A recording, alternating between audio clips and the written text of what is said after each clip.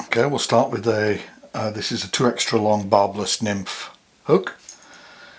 We need some extra fine lead wire. So I'll just apply this here.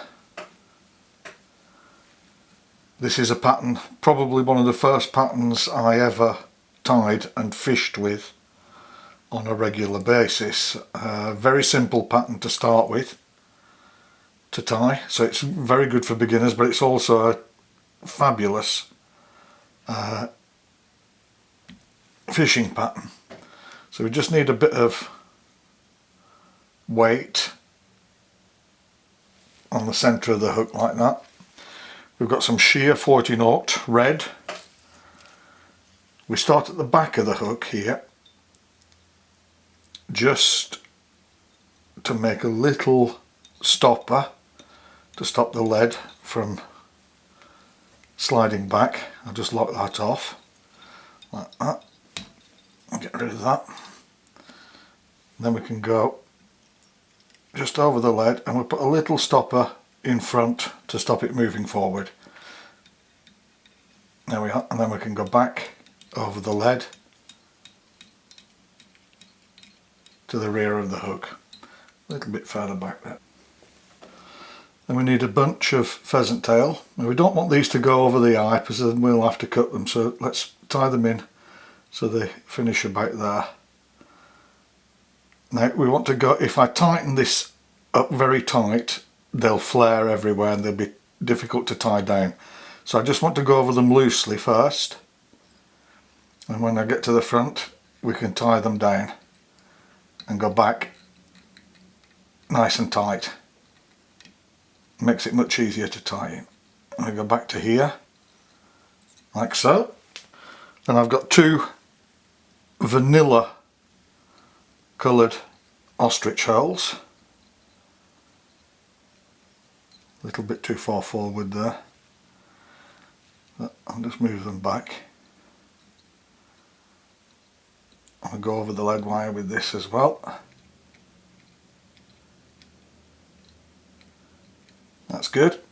And we take our ostrich hole,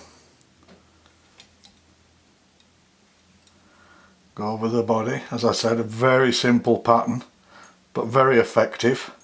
Doesn't imitate anything in particular,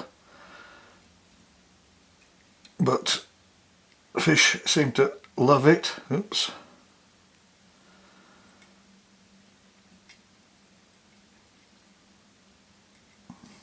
Go to there. Tie those off. Go forward.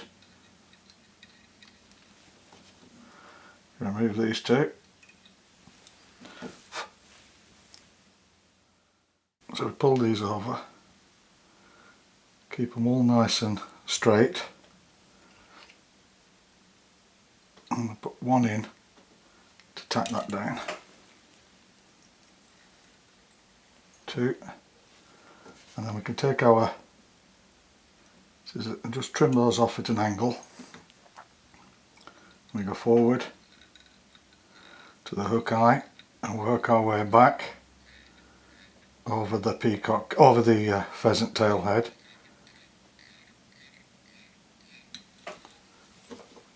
And then I'll take our whip finisher .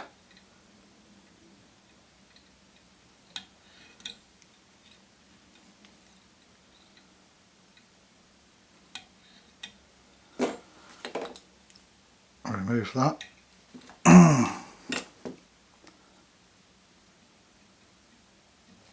Just give that head a drop of varnish.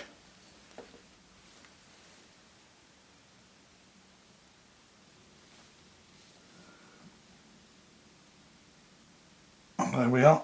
There's the finished chocolate vanilla chomper.